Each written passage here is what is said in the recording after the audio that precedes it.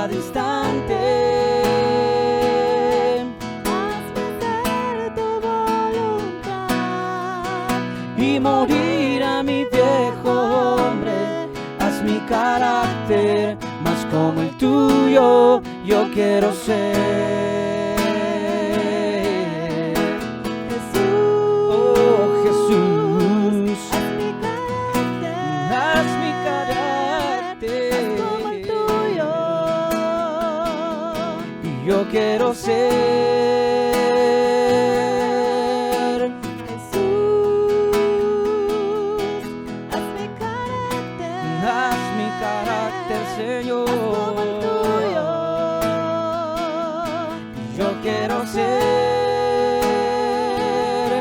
porque en esta vida hay cosas que pasan que yo no entiendo, porque yo quiero demostrar tu amor a cada instante. Hazme hacer tu voluntad Y morir a mi viejo hombre. haz mi carácter más como el tuyo, yo quiero ser. Haz mi carácter más como el tuyo, yo quiero ser.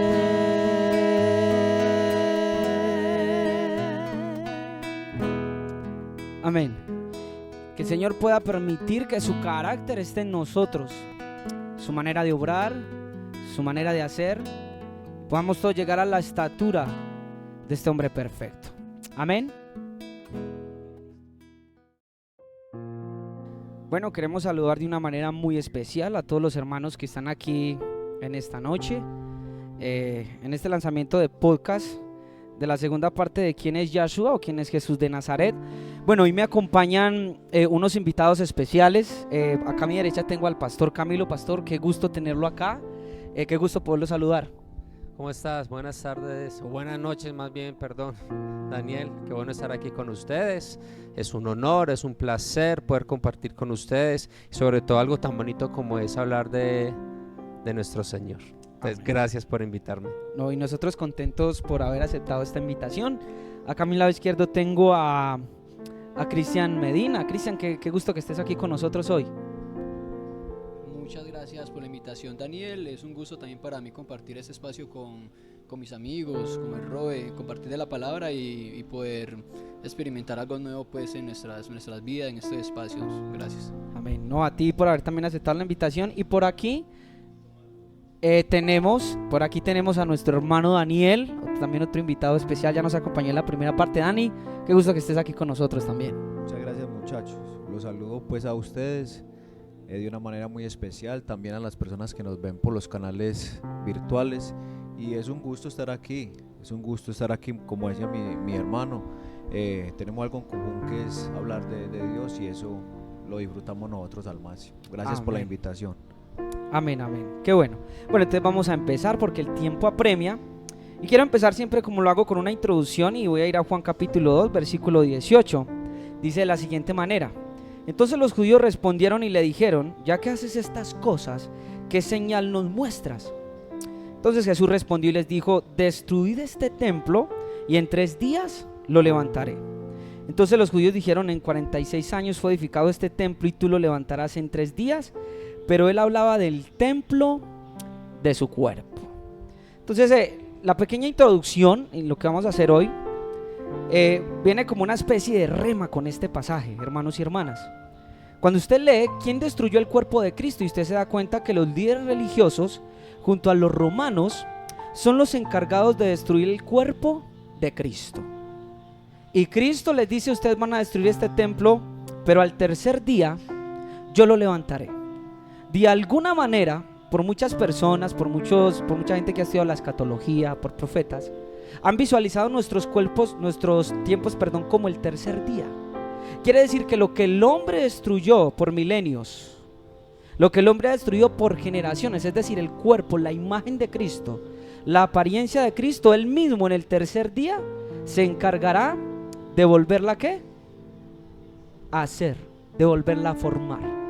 Entonces quería empezar con esta introducción de que muchas veces nosotros los hombres de alguna manera hemos escupido el rostro de Cristo, le hemos desfigurado de alguna manera, le hemos mesado la barba sin darnos cuenta, y Él, siendo el Señor, se va a encargar de que al tercer día su imagen sea otra vez reconstruida y sea visto por muchos de nosotros.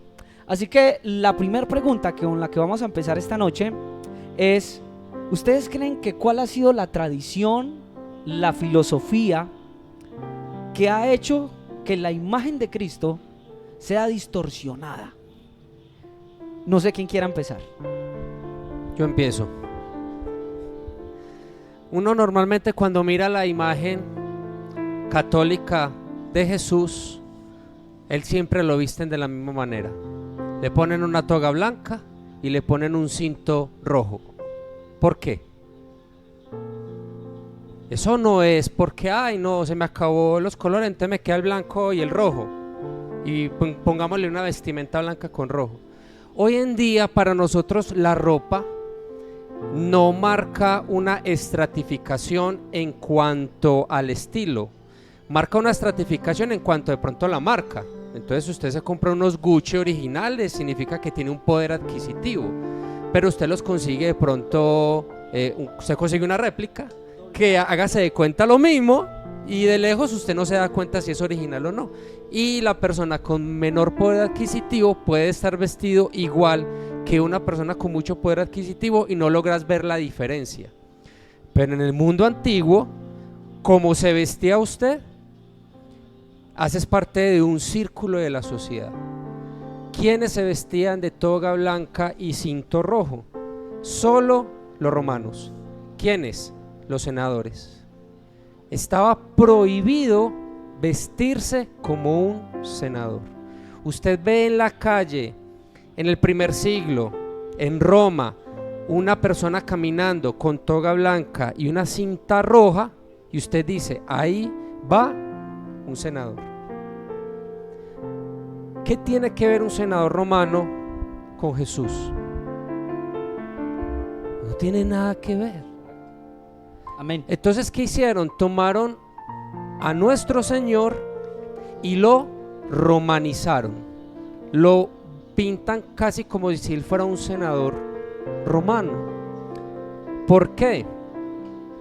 Porque en el mundo antiguo el senador era el famoso patricio, el patrocinador, y el cliente, la clientela, era lo que es la prole.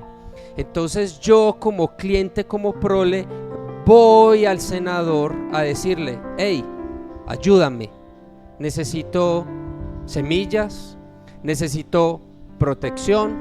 ¿Y qué hace el senador? Listo, te voy a patrocinar, o sea, te voy a dar, ¿qué necesita? Semillas, tome. Ah, necesita protección, ahí le mando una centuria, le mando 100 hombres para que lo cuiden. Eso sí, tú eres recíproco conmigo, y cuando yo necesite votos, tú votas por mí y toda tu gente. Entonces el senador se convierte para muchas personas en una especie de salvador, ese que me salva porque me mandó soldados, ese que me proveyó porque me dio la semilla para poder cultivar un montón de cosas. Entonces debemos empezar a desconstruir el concepto del Jesús romano y empezar a construir el concepto del Jesús que dice la Biblia. Bueno, Pastor Camilo, usted me está dando a entender que entonces hay que desvestir a Jesús de Nazaret. Según la Biblia, Jesús solamente tenía una túnica y de una sola ¿qué?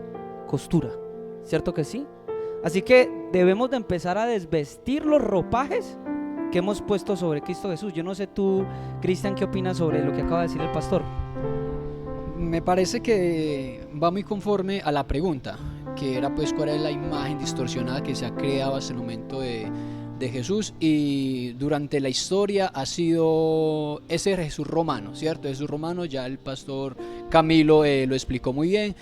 También hay otra parte, para responder la pregunta de Daniel, que hemos construido un Jesús fragmentado, un Jesús que cuando la iglesia se crea es muy diferente cuando se crea la iglesia B, y más 100 años después cuando se crea la iglesia C. el Jesús en cada tiempo empieza a cambiar de imagen. Hay un Jesús que cree una cosa, hay un Jesús que cree en otra. Cuando digo un Jesús es una iglesia, porque cada iglesia está presentando a Jesús de una manera diferente. Por eso empecé como un Jesús fragmentado. Esta imagen la ha tomado todas las personas de afuera. Una persona de afuera, a alguien que apenas está conociendo la palabra del Señor, se empieza a hacer unas preguntas, y todos los que estamos involucrados con ese tema encontramos personas, ay, pero ¿por qué unos creen una cosa y por qué otros creen otra? Y Jesús, ¿por qué es así? Jesús, ¿por qué es allá?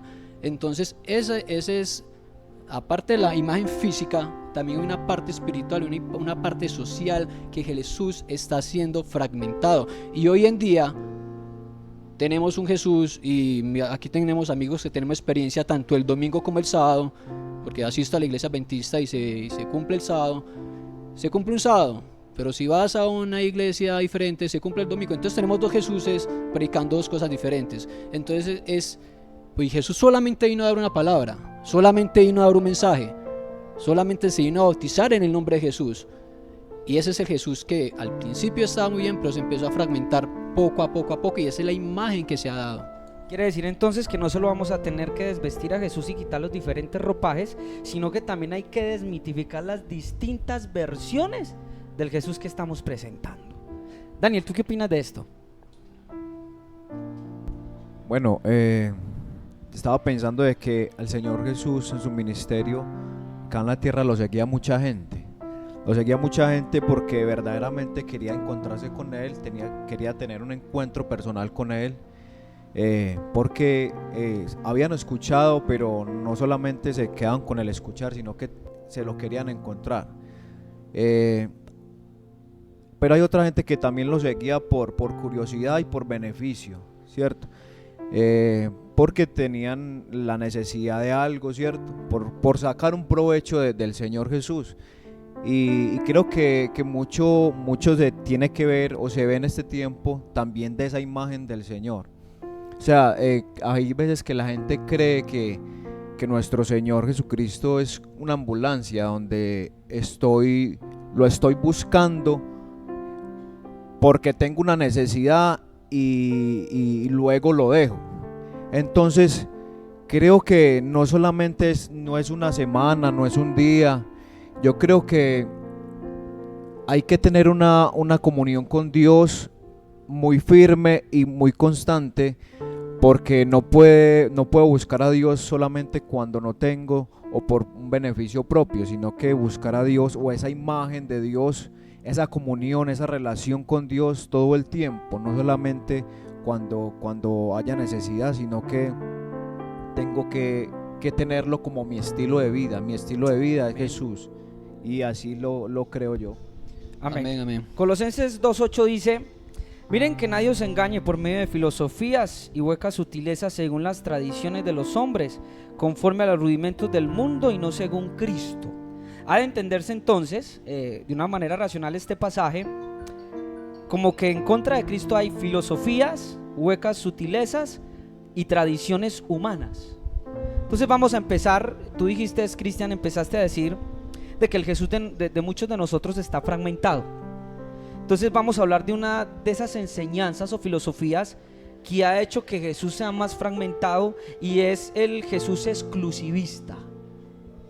Mire, cuando Jesús de Nazaret llega, Él llega rompiendo con la segregación de todo tipo: hombre con mujer, griego con judío, esclavo con libre. Llega a decir tanto que todos somos uno en Cristo Jesús. Entonces viene a romper lo que se llama la segregación o la división. Cristian, ¿por qué hoy tenemos un Jesús tan exclusivista? Si no crees en mi Jesús, o si no crees aquí, estás fuera, estás perdido. ¿Cómo hacemos para romper con ese ropaje o ese Jesús fragmentado, ese Jesús exclusivista, que al fin de cuentas llegamos a ser como los fariseos? Nos volvemos arrogantes y pretenciosos en nombre de la doctrina y en nombre de lo que creemos. Claro está, con esto no estoy diciendo que Jesús es relativo. ¿Qué opinas? Hay algo que tenemos todo, que es querer defender nuestra razón. Y si, como dice Daniel, cada uno quiere defender a su Jesús, es porque está defendiendo una razón, está defendiendo su creencia. Si yo tengo una creencia, ¿por qué la tengo que defender? ¿Sí? Simplemente me abro y comparto con la otra persona. Cuando yo defiendo una creencia, cuando yo tengo que decirle, tienes que creer en mi Jesús, es porque tengo miedo a que ese Jesús deje de existir y deje de ser creíble para los demás. Sí, yo cuando estoy convencido de mi creencia, yo simplemente comparto, me abro, escucho como lo estamos haciendo acá, y eso se vuelve en algo que Jesús vino a predicar, que fue el amor. Cuando nos abrimos, cuando dejamos defender nuestro punto de vista, porque eso realmente hoy es el problema religioso, político, social, en muchos factores de nuestra vida, es defender la razón, defender nuestros pensamientos. Entonces las iglesias hoy en día defienden eso. Ya hemos presentado un Jesús exclusivista. Exclusivista, claro, porque si llegas aquí debes creer en nosotros para que tengas salvación, y la salvación tiene cierta manera aquí, cierta manera allá. Entonces el Jesús no sé si la palabra es correcta, que se vende en cada iglesia es exclusivo, porque solamente está ahí, no está en otro lado. Entonces eso es... En otras palabras, Jesús puede ser predicado al fariseo, como al saduceo, como al esenio o al celote, de la misma manera que hoy puede ser predicado al adventista, al pentecostal o cualquier otra persona. Cualquier otra persona. Podemos irnos hasta la persona con inclinaciones sexuales diferentes. Es que no nos podemos quedar solamente aquí en la parte religiosa. El trabajo está afuera, ¿sí? Los que estamos en la parte congregacional ya entendemos, pero los que están afuera son los que hay que llevarle la palabra, y esos son los que tienen todas esas. Yo no voy ahí porque hoy en día en Bogotá hay una iglesia, hay varias iglesias urbanas, ¿sí?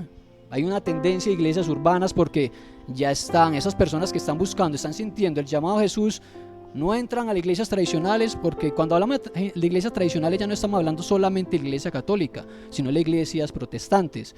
Ya están buscando esos otros caminos, porque estamos cerrando las puertas y ellos están buscando otro lado, ¿sí? O sea que hemos hecho Cristo lo que hicieron los fariseos, que el único Jesús que tenía, quitaron las llaves del reino y no entraban ellos ni dejaban de entrar. Pastor Camilo, ¿usted qué opina de eso? Tenemos un Jesús muy fragmentado, pero es porque la persona lee la palabra y cuando lee la palabra le pone su filtro.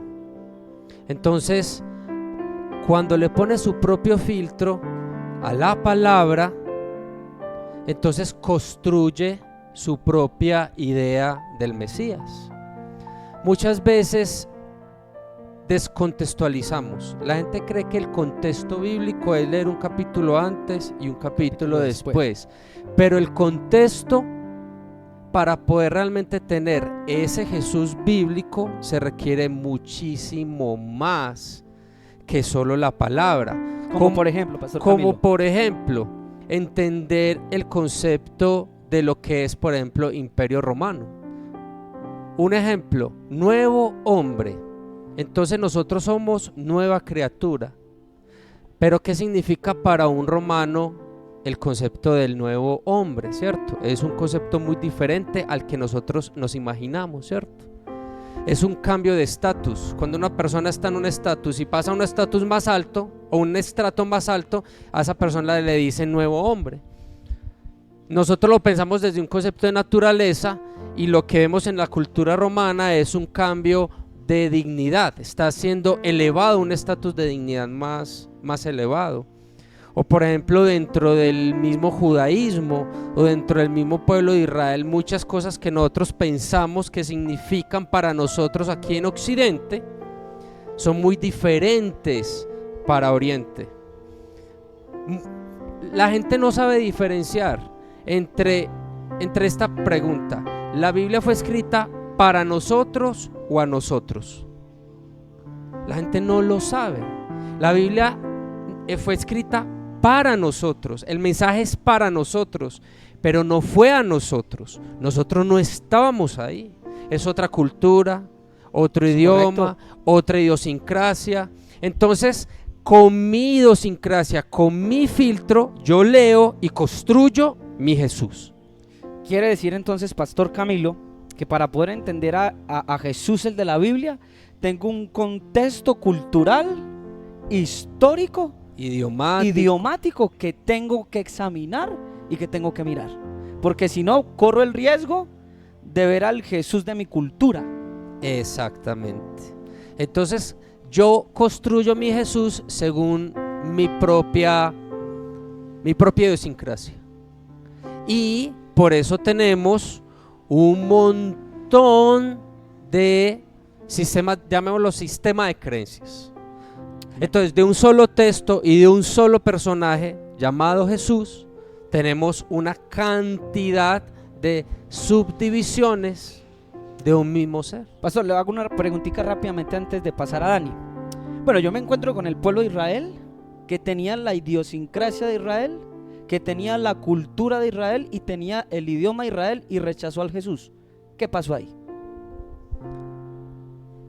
Eso es parcial, porque cuando empezamos a dar nombres, vamos a ver de dónde son. Entonces empecemos. Pablo, la tribu de Benjamín. Pedro, judío.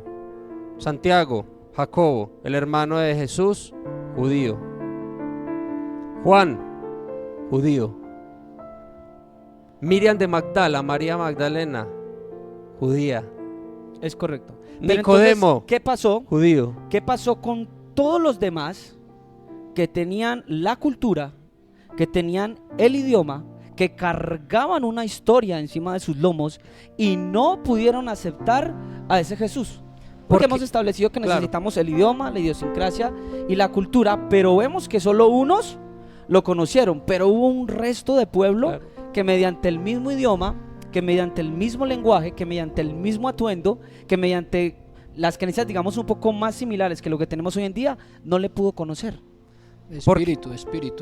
Sí, porque entran una serie de temas personales. Por ejemplo, cuando miramos, él se sentaba a comer con un fariseo en su casa, pero al otro fariseo le decía sinagoga de Satanás. Bueno, entonces que hoy se levantó de buenas pulgas y hoy se levantó de malas pulgas. No, resulta que las escuelas fariseicas eran muy diversas. Entonces, dependiendo de la escuela y del trato, había unos temas personales ahí que se involucraban. Porque él tenía mucho conflicto con los saduceos, porque los saduceos tenían todo el tema del templo. Los saduceos estaban amangualados con Roma y le tributaban a Roma. Cuando él volteó todas las mesas, esas mesas eran unos pequeños toldillos que eran subarrendados. ¿Quién era el dueño de todas esas mesas dentro del templo?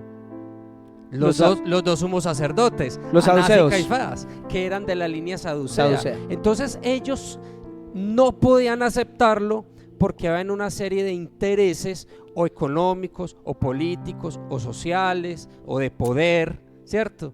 Amén. Que les llevaba a no poder aceptar. Ahora, también hay que tener en cuenta el tema espiritual.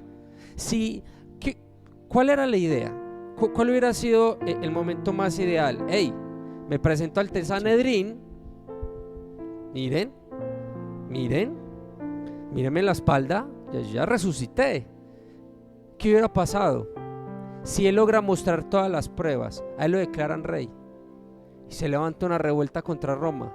Pero ¿cuál era el plan de Yeshua, de Jesús? Él les dijo, es que ustedes no saben lo que están pidiendo.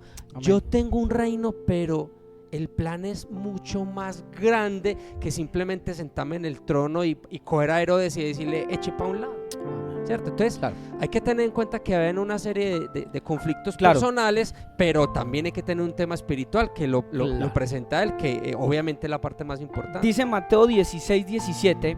Entonces le respondió Jesús: bienaventurado eres Simón. Estaba para ti, Dani, para que te prepares. Bienaventurado eres Simón, hijo de Jonás, porque no te lo reveló carne y sangre. Creo que cuando también hablamos de carne y sangre, hablamos de cultura, hablamos de idioma.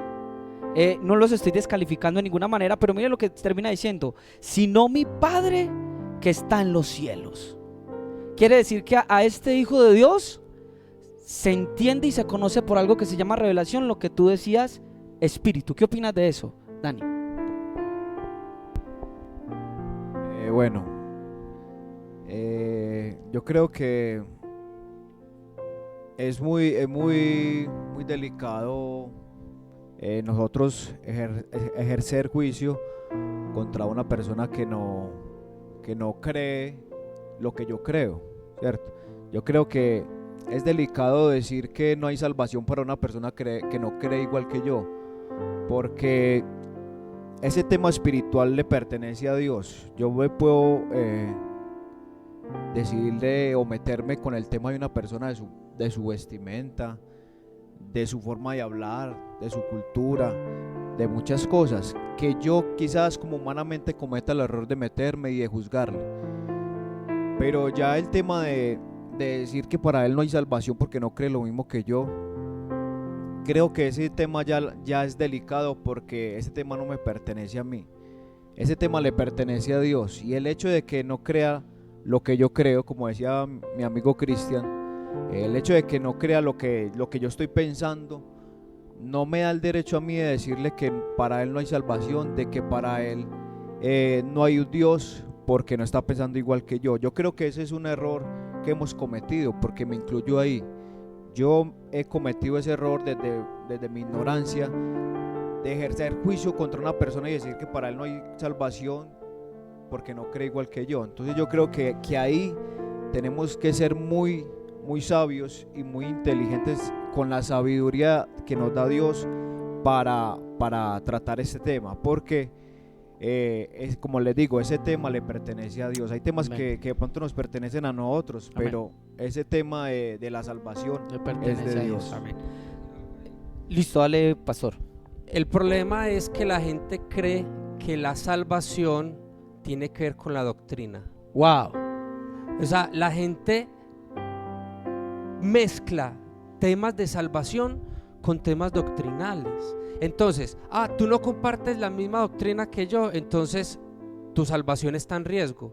Cuando la salvación está muy por encima de la doctrina. Los planteamientos doctrinales de una organización están por debajo de un asunto salvífico. Quiere decirme, perdón usted, pastor Camilo, porque Job no caminó en la doctrina de los apóstoles. Entonces, si no tenía la doctrina de los apóstoles, entendería yo, según el pensamiento que dijo Daniel, que Job se perdió. Pero miren lo que el pastor está diciendo. Job agradó a Dios y fue intachable. Y repito, no estuvo en la doctrina de apóstoles y profetas. Y sin embargo, Dios mismo dio testimonio de él, de que le agradaba. Continúe, no, pastor. Pues por ejemplo, cuando uno mira ciertos pasajes que Abraham murió mirando hacia el futuro, la venida del Mesías. Entonces nosotros miramos hacia el pasado al Mesías, pero Abraham murió sabiendo que su redención vendría cuando en el futuro el Mesías se manifestara. Tremendo. Y no estamos hablando de un concilio, no estamos hablando del concilio de Jerusalén, donde ellos se sentaron a hablar. No, estamos hablando de que él creyó y le fue contado por justicia. Amén. Me hace acordar el pastor Camilo que siempre que Jesús andaba por la tierra, miraba de las personas que salvó una cosa. ¿Quién de los que está acá se acuerda cuál fue? Y siempre decía, tu fe te ha salvado. Cristian dice, en aquel tiempo respondiendo Jesús dijo, te alabo Padre, Señor del cielo y de la tierra, porque escondiste estas cosas de los sabios y de los entendidos y las has revelado a los niños. Sí, Padre, porque así te agradó. Entiendo que aparte de la cultura y del idioma, entonces, según lo que ahorita dijiste, Cristo ha de ser revelado. Explícanos un poquito acerca de eso. Cristo ha de ser revelado así como se le fue revelado a Pedro. Fue Pedro a Pedro, como le preguntó el texto que mencionaste ahora, que reveló a los niños, que no se te reveló a los sabios, ni sangre, ni carne. O sea que, perdón, Cristian, tenemos que no se le reveló por sangre ni carne, y tampoco la revela a los sabios y a los entendidos. Quiere decir, Cristian, que alguien que de pronto no conozca el idioma o la cultura, ¿puede ser revelado Cristo a esa persona? Totalmente puede ser revelado, porque en nuestra mente puede haber demasiada información, como así lo tuvo los fariseos, los escribas en su momento en el primer siglo que no aceptaron al que había llegado, ¿sí? Porque tenían en una mente otras ideas que no permitieron llegar. Muchas veces se ha hablado en muchos púlpitos que la letra opaca el espíritu, ¿cierto? Y esto es cierto. Y a este hombre Pedro se le fue revelado así. Ahí dice que a los niños también se le habló a los niños, porque los niños solamente viven como el momento, o sea, lo que les está llegando, es lo que ellos viven en el momento presente. Y no necesitamos, yo creo, y me podría ir hasta el punto de decir que llenarnos de Biblia es opacar el espíritu. Wow. Los fariseos tenían mucha Biblia. Jesús siempre le llegó a los más vulnerables y siempre le dio dignidad, ¿cierto? A los no estudiados, al que tenía lepra lo sanó, al que estaba enferma lo sanó, al que estaba ciego lo sanó. Él siempre vino a esas personas vulnerables. Esas personas vulnerables, créanme que no tenían el más estudio en sus vidas, ¿sí? Es algo como ese primer amor que todos vivimos, ¿sí? Como los niños que siempre viven un primer amor cada momento. Y cada uno vivimos eso. Decía algo el pastor Camilo en este momento que se difiere un poco en el punto de que cuando conocemos la cultura todos tenemos un Jesús, pero muchas veces tenemos que tener un Jesús, ese Jesús personal que nos ayuda a seguir adelante. ¿Cómo nos damos de cuenta de eso? Por los frutos del Espíritu, ¿sí? Yo puedo predicar un Jesús, yo puedo predicar de una manera que pronto aquel no me ve bien, pero yo como sé que ese Jesús que está en mi vida está haciendo bien en mí, porque doy fruto del Espíritu. Un ejemplo. Wow. Un ejemplo, algo muy común en las iglesias, y lo voy a decir, disculpen el espacio, una cerveza. Esa palabra, una cerveza, es un problema en todas las comunidades, ¿cierto? Si esa persona se toma, se está riendo el set. si esa persona se toma una cerveza, 1, 2, 3, 4, a las 11 pide un diomedazo y llega a la noche a pegarle a la esposa y está hablando de Jesús, al otro día se levanta tarde para ir al trabajo y lo echa y no da a proveer a su familia. ¿Hay fruto? No, está hablando de Jesús, sí, pero aquella persona que pronto 1, 2 con un amigo y bien responde, da fruto. Los frutos del Espíritu los conocemos: amor, paciencia, benignidad. Son muchos frutos que podemos ver en una persona y la vamos a juzgar porque se tomó una, o la vamos a juzgar porque tiene otra inclinación sexual. En la Biblia hay un montón de cosas, pero hoy en día juzgamos por cualquier cosa. Y si Jesús está haciendo en esa persona ese cambio, ese es su Jesús personal. Ahora, las iglesias cuando arman todo un teatro con todas estas doctrinas, sistema, ahí sí hay un problema, porque ya estamos haciendo algo en masa. Ya estamos cogiendo, ven para acá y créenlo en nosotros. Cada uno podemos tener nuestro Jesús personal. Es correcto. Hay una canción de Ricardo Arjona que dice que Jesús es verbo y no sustantivo, y parece ser que empezamos a hablar mucho del Jesús del sustantivo. Doctrina, pensamientos, mira cómo está de grueso esto, mira el conocimiento, y nos hemos olvidado del Jesús que produce frutos. Creo que es un punto que hay que tener en cuenta. Dani, ¿quieres aportar algo para darle la palabra al pastor Camilo? Yo decía la vez pasada de que gracias que Él no es como nosotros, porque nosotros condicionamos muchas cosas. El ser humano condiciona mucho lo que va a dar, lo que va a decir. Si yo voy a dar algo, entonces decimos, yo te doy esto, pero si tú me das esto, o voy a hacer algo si tú me das algo, ¿cierto? Nosotros condicionamos mucho, pero es hermoso cuando la palabra de Dios dice que en Romanos 5:8 dice: mas Dios muestra su amor para con nosotros, que siendo aún pecadores Él nos salvó. O sea, Él no le importó lo que nosotros éramos y lo que Él es, y nos salvó. No como nosotros, que muchas veces nos fijamos a quién le vamos a hacer el favor, cómo se lo vamos a hacer y con qué, teniendo en cuenta de que vamos a recibir algo a cambio, ¿cierto? Él no es así, Él acepta a todo mundo. Si es pecador, le perdona sus pecados, lo limpia, lo restaura. Si es el borracho, lo cambia. Si es el que está perdido por las drogas, lo cambia, le cambia el corazón, le cambia el pensamiento.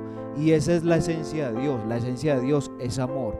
es acercarse al que está perdido y decirle, vea, yo le voy a cambiar la vida y no me importan sus pecados pasados, porque yo ya morí por ellos. Amén. Entonces yo creo que es vital entenderlo y comprenderlo, y ojalá lo que decíamos la vez pasada, el carácter de él se forme en nosotros y así dejáramos de pensar tan egoístamente, porque esa es una que nos ha llevado también a ir por otros caminos diferentes. Amén. Pastor, cuando uno lee el Nuevo Testamento, usted se da cuenta de algo, que a Pablo le interesa más la función que la esencia o la naturaleza. Tenemos algunos pasajes que hablan de la naturaleza divina, pero por lo general usted va a ver que en el Nuevo Testamento está hablando más de la función de lo que él hace, y dedica solo pocos pasajes a explicar de su naturaleza, que creo que es muy importante. ¿Qué opina de eso? Nosotros vemos dos palabras, primogénito y unigénito. Primogénito se supone que es el primero. Amén. Unigénito se supone que es El único. único.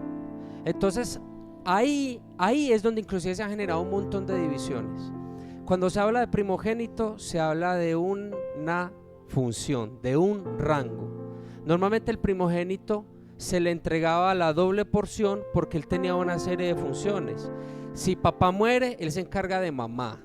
Ellos son 15 hijos, pero el primogénito se encarga de mamá. Los otros 14 no tienen esa responsabilidad.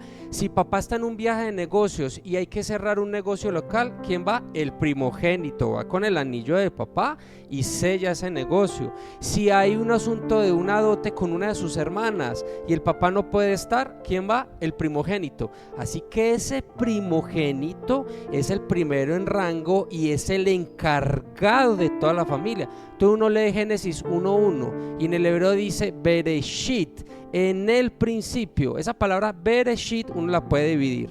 Bet es casa, Reshit primogénito. Entonces yo podría decir, una casa para el primogénito creó Dios, los cielos y la tierra. Por eso Pablo dice, por él fueron creados y para él creó una casa para, o sea, él es el principal en rango.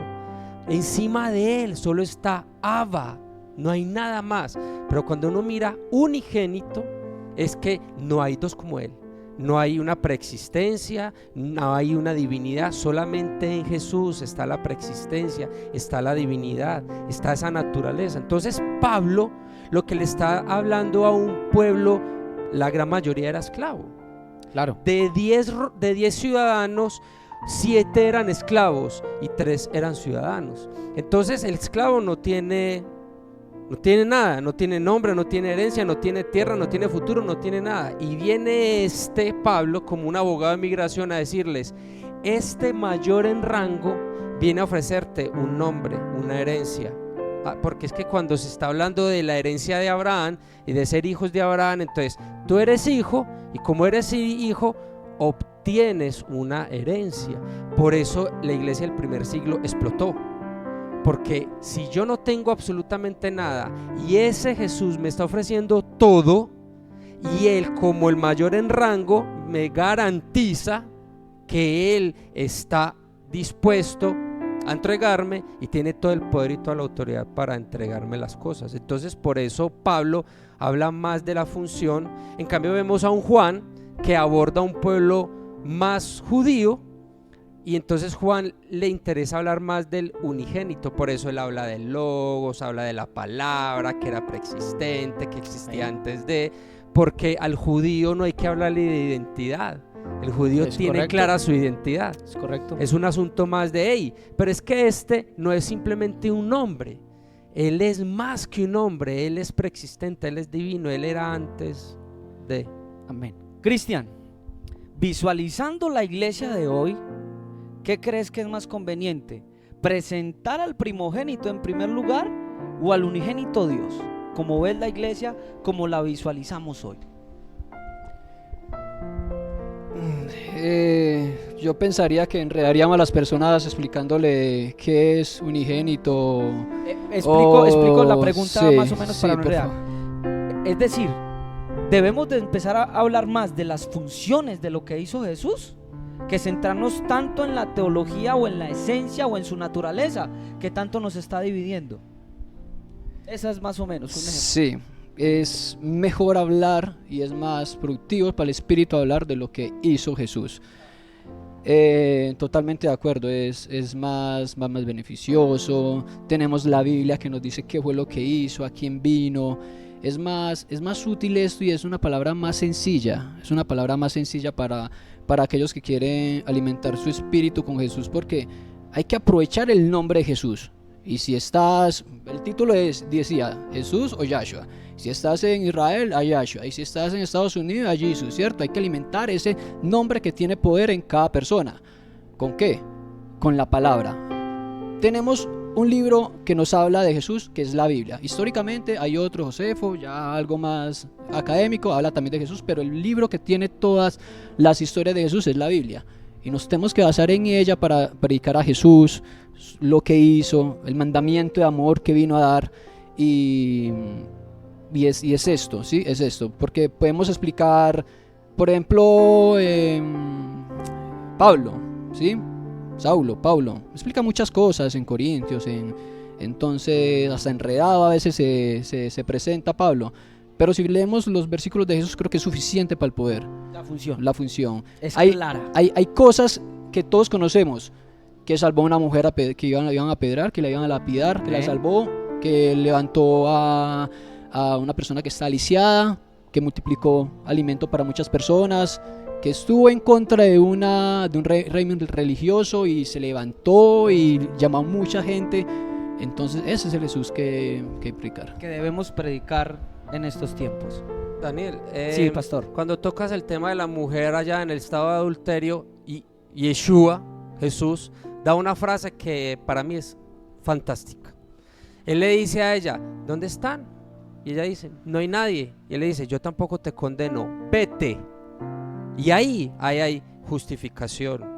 No me debes nada, salvación. No te estoy pidiendo nada, te he dado salvación, puedes irte en paz. Sí, te hallaron en el estado de adulterio, pero yo no te veo como una adúltera. Te he quitado esa vestidura de indignidad. O sea, le dijo un montón de cosas en ese vete, pero no lo dejó ahí, le dijo vete y no peques más. Entonces ahí entra el balance. Porque amén. Si dejamos solo en el vete, entonces caemos en el gracia siempre gracia, salvo siempre salvo. Me puedo tomar las cervezas que sean y golpear a mi mujer y voy derechito para el cielo porque Chuchito lindo, solo él me puede juzgar, ¿cierto?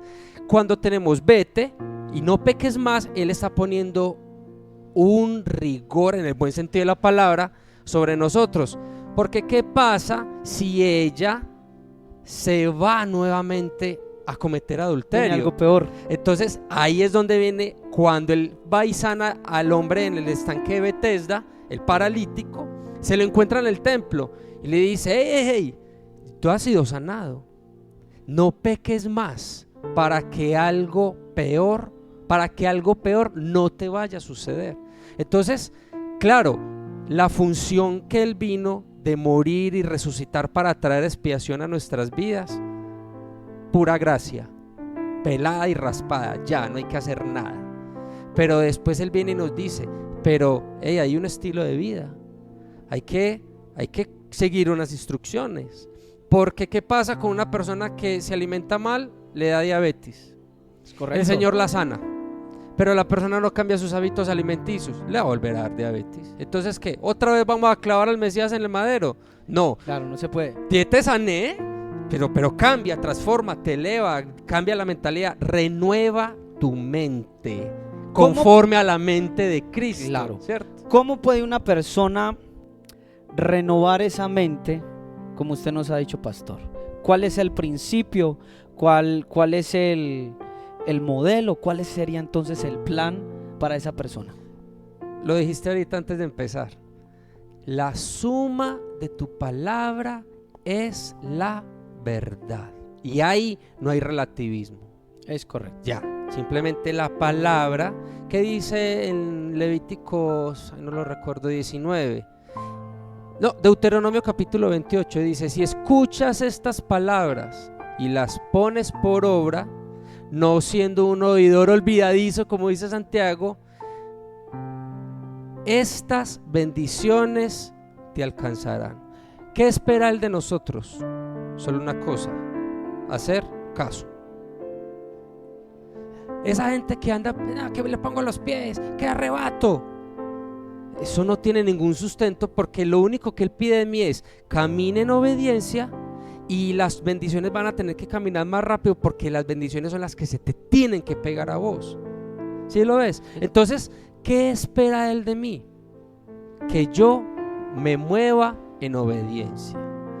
Entonces, la función de Jesús, de Yeshua, es algo fantástico, porque no hay manera de llegar a estar justificado para yo poderme mover en obediencia. Y llega Él y dice: yo quito toda esa barrera, ahora puedes moverte en obediencia para que las bendiciones puedan llegar a tu vida. Te alcance. Dani, algo para complementar lo que dijo el pastor. La Biblia dice: no os conforméis a este siglo, sino transformaos por medio de la renovación de vuestro entendimiento. Yo creo que el Espíritu Santo también es fundamental para nosotros estarnos renovando, porque nosotros no nos podemos dejar llevar por los rudimentos de este mundo, porque todo el mundo lo hace, entonces lo voy a hacer y creemos que es la dirección correcta. No, tenemos la mente de Cristo, tenemos el Espíritu Santo, y el Espíritu Santo nos guiará a toda verdad, dice la palabra. Entonces yo creo que si uno vive en el Espíritu Santo, está alimentándose espiritualmente por medio de la oración, por medio de la búsqueda, por medio de la presencia, por medio del estudio, constantemente ahí. Yo creo que uno no se deja llevar por los rudimentos de este mundo. Yo creo que uno está ahí pensando cómo debo agradarle a Él, cómo debo vivir santamente, cómo debo buscar más esa comunión íntima con Él. Entonces yo creo que la renovación de vuestro entendimiento se da por medio de eso, de esa intimidad, de esa búsqueda, de no contristar el Espíritu Santo de Dios, que esté ahí ferviente ese fuego, ese primer amor, no dejarlo perder, sino que tenerlo ahí fervientemente. Yo creo que así nos renovamos espiritualmente y no nos dejamos llevar por este mundo tan contaminado que vivimos hoy en día. Hoy estamos totalmente contaminados, auditivamente, visualmente, espiritualmente, por todos los lados que usted los vea estamos contaminados. Pero si estamos renovándonos en el espíritu, yo creo que alcanzamos una mejor vida espiritual. Una mejor vida espiritual, amén. Bueno, entonces redondeando, seguimos con que hay distintos ropajes de Jesús. Tenemos un Jesús fragmentado, no solo en estos tiempos, sino oigan, los fariseos, los saduceos, estaba fragmentado el pueblo de Israel con referente a quién era Jesús de Nazaret. No hemos cambiado mucho. Entonces hay que encontrar esa figura de Jesús. Yo no sé, pero yo los quiero invitar para el próximo miércoles, no sé si puedan, porque quiero hacerlo un poco más específico. ¿Cómo se ha de seguir a Jesús de Nazaret? Y quiero que seamos más... ¿Qué es la santidad?